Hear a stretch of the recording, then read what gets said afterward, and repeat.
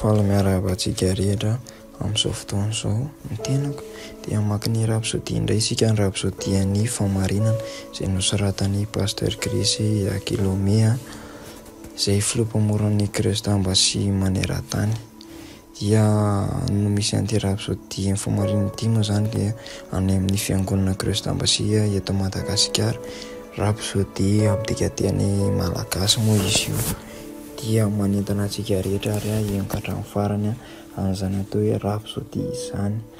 Fa mahafinaritra be ny teny eo, misy isan'andro izy ity, dia novakiantsika moa dia ny rapsody an'io sabotsy 7 febroary 2022 ary ny lohateny dia milaza hoe nanolo ilay fiainana maha-olombelona anao, ary misy teny fanokafana kosa ato ambany milaza hoe ary izao no fanambarany fiainana mandrakizay no nomen'Andriamanitra antsika, ary ao amin'ny zanany ihany fiainana izany.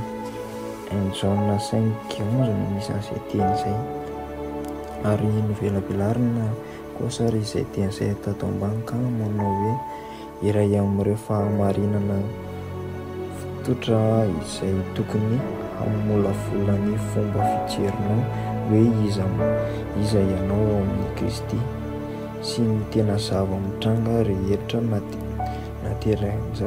nateraka indray ianao dia ny fiainan'olombelona izay azonao tamin'ireo ray aman-dreny niteraka anao dia nosoloina ny fiainan'Andriamanitra.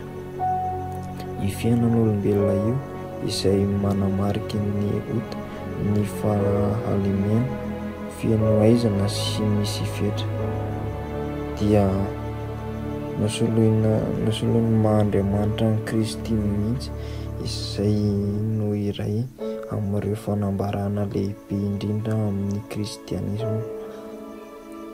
Eritrereto izany hoe ilay natioran'Andriamanitra no ny fandray tao amin'ny olombelona. Io fiainan'Andriamanitra io dia antsoina hoe fiainana mandrakizay hoy John 3:16, fa toy izany no nitovian'Andriamanitra izao tontolo izao, nomeny ny zanan'ilay iray sady tokana mba tsy ho very izay rehetra mino ary izay mino azy, fa hanana fiainana mandrakizay. Izay no fiainana anananao ankehitriny dia i Kristy monina ao aminao, ary izao no fanambarana fiainana mandrakizay no omen'Andriamanitra antsika. Ary ao amin'ny zanany izay fiainana izay manana ny zanaka no manana ny fiainana, izay tsy manana ny zanak'Andriamanitra no tsy manana fiainana. John 5:11-12 no nisy an'izay teny izay. Io natioran'Andriamanitra io no mampiavaka ny kristianisma amin'ireo fivavahana rehetra eto amin'izao tontolo izao. Milaza ny 2 Petera 1:4 fa mampiray amin'ny fomban'Andriamanitra isika dia mampiara-miasa amin'Andriamanitra.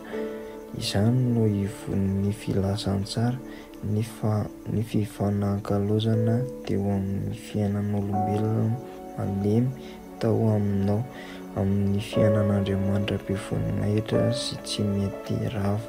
Alleluia. Ary raha lesy lahatra amin'izay teny izay nao dia manasa anao hiariva avaka amiko, ary izao amaky dia ianao merina. Ray malalo, misaotra anao noho ny fiainan'i Kristy atao amiko, ny aretina sy ny rofo ary ny fahalemena dia tsy afaka mitoetra atao amin'ny vatako, satria manana fiainana mandrakizay aho. Ny fiainan'Andriamanitra atao amiko no mifehy eo amin'ny fanaiko sy ny haiko ary ny vatako, ary mandeha amin'ny fanampahana tanteraka any Satana sy ireo singa amty izao tontolo izao